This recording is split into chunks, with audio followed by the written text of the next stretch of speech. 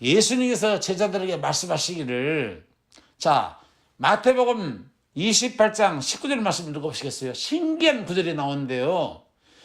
자, 로마 가톨릭의 그 음료의 신의 역할을 하지 않으려면 로마 가톨릭에서 내려온 유전과 전통을 따라가면 안 돼요. 성경을 따라가야 됩니다.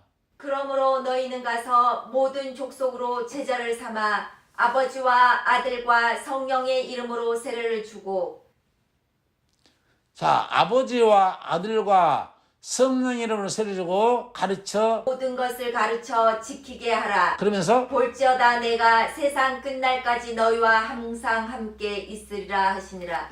모든 것을 가르쳐 지키게 하라. 모든 것을 가르쳐 지키게 하라. 그리고 내 제자 삼아라. 가서 제자 삼으라 하고 찬양도 하지 않습니까? 가르쳐 지키게 하라. 그러니까 제자 삼아 가르쳐 지키게 하라.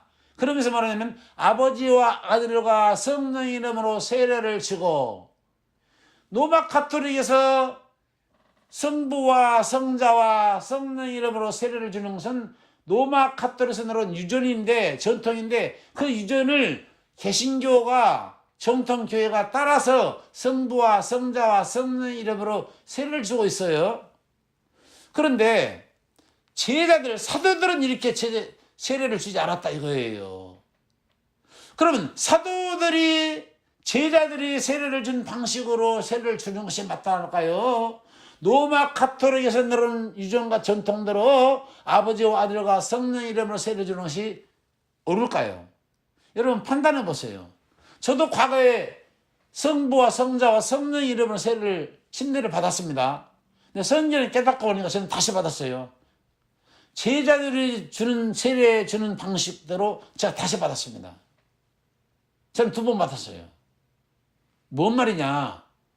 분명히 예수님은 아버지와 아들과 성령 이름으로 세례를 주라 했는데 제자들은 이 말을 어겨버린 거예요. 다른 방법으로 세례 의식을 행한 것이죠. 그러면 예수님이 화가 날 때는요, 서기관 바리새인들한테 이 독사의 새끼들아, 뱀들아, 이 호랑 말고 같은 놈들아, 이 화 있을진저, 이렇게 욕을 막 하셨거든요. 아니, 야, 아버지와 아들과 성령으로 세례 주라는데 너희들 싸가지 되게 없다. 어떻게 아버지와 아들과 성령으로 세례를 안 주고 그렇게 세례를 베풀 수가 있냐 하고, 이 싸가지 없는 놈, 이게 발생하는 거예요. 그렇잖아요? 그런데 주님은 제자들을 싸가지 없다고 하지 않고, 너희 어째 말씀을 어기느냐, 어째 내가 주란 대로 행동하지 않느냐, 이렇게 말씀하시지 않고, 우리 예수님이 흠양하시고 제자들의 행위를 아름답게 보신 거예요. 자, 그러면 제자들은 어떻게 세례를 줬는가? 많이 있지만 4군데만 찾아보겠습니다. 자, 사도행전 읽어볼까요? 그렇다면 제자들은 어떻게 세례를 베풀었는가? 성경은 사도행전 역사를 보자 이거예요. 역사. 사도행전 2장 38절, 8장 5절부터 읽어보고. 자, 또 한 번 읽어보실까요? 사도행전 2장 38절. 베드로가 가로되 너희가 회개하여 각각 예수 그리스도의 이름으로 세례를 받고 죄사함을 얻으라. 그리하면 성령을 선물로 받으리니. 사도행전 38절에 보니까 주 예수 그리스도 이름으로 세례를 줬다 했지 않았습니까? 세례를 받고 제사 받으라. 성부와 성자와 성령 이름으로 세례를 주지 않았어요. 그렇다고 한다면 사도행전 8장 16절을 읽어봅시다. 이는 아직 한 사람에게도 성령 내리신 일이 없고 오직 주 예수 이름으로 세례만 받을 뿐이더라 라고, 제자들이 아버지와 아들과 성령 이름으로 세례를 주지 않고 오직 주 예수 그리스도 이름으로만이 세례를 줄 뿐이더라, 이런 말씀하고 있지 않습니까? 제자들은 예수님이 말씀하신 대로 행하지 않고 있잖아요. 사도행전 10장 48절 한번 읽어보실까요? 명하여 예수 그리스도의 이름으로 세례를 주라 하니라. 예, 예수 그리스도 이름으로 세례를 주라 하니라. 저희가 베드로에게 수일 더 요하기를 청하니라. 베드로 사도가 고넬료 집에 가서 복음 전파하고 구원받은 자들에게 주 예수 이름으로 세례식을 베풀었지 않았습니까?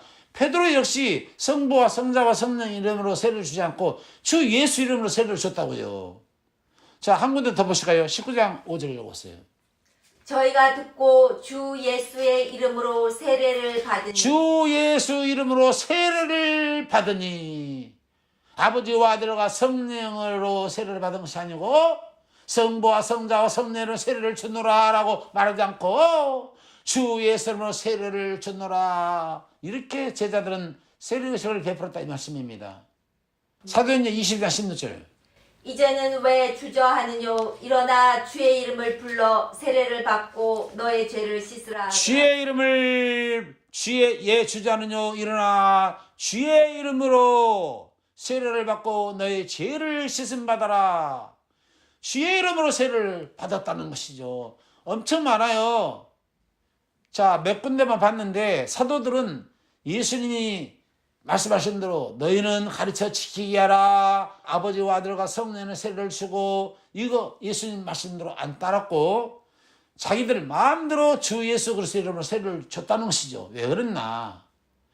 자, 로마 카톨릭에서 내려오는 유전과 전통 따라서 성부와 성자와 성령의 이름으로 세례를 베푸는 것이 성경적입니까? 아니면 사도들과 제자들이 베풀어졌던 방법대로 세례를 주는 것이 정통일까요? 성경을 따라가면은 제자들이 주는 방식대로 예수 이름으로 세례를 줘야 당연한 것이죠. 그러면 왜 제자들은 아버지와 아들과 성령 이름으로 세례를 베풀지 않고 바로 주 예수 그리스도 이름으로 세례를 베풀었는가? 이거 간단하게 말씀드릴게요.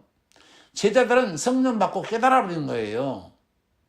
아버지가 예수고 아들이 예수고 성령이 예수구나.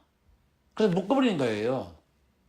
자, 아버지와 아들과 성령의 이름으로 세례를 주라 하니까 여러분, 내 사랑하는 아들이 있습니다. 이사이라고 하는 아들이 있어요. 내 아들이 너희 아버지 성함이 어떻게 되느냐라고 묻게 되면은 제 아버지는 이자 병자 연자 목사님이십니다.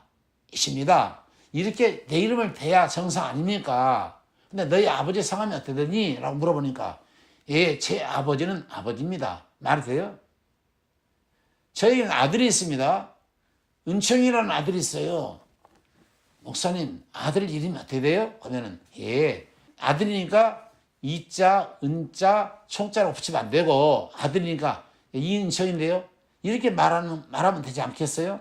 그런데 아들 이름이 어떻게 됩니까? 라고 물어보면 제 아들 이름은 아들입니다. 말이 돼요? 아들 이름이 있을 거 아니에요. 아들 이름을 아들입니다. 아들 이름이 어떻게 됩니까? 물었는데 아들입니다. 아버지 이름이 어떻게 됩니까? 아니요, 아버지입니다. 그럼 말이 돼요?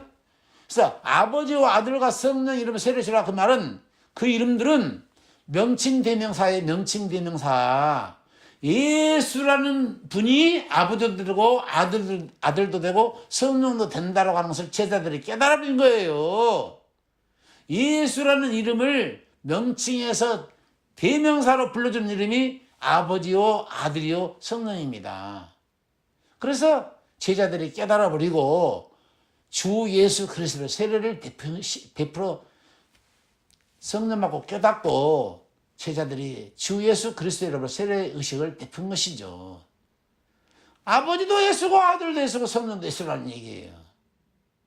여러분, 분명히 깨달으셨다고 한다면 앞으로 세례를 받을 때 주 예수 그리스도의 이름으로 세례를 주시고 그렇게 세례를 받게 되시기를 주의 이름으로 축원합니다. 아멘.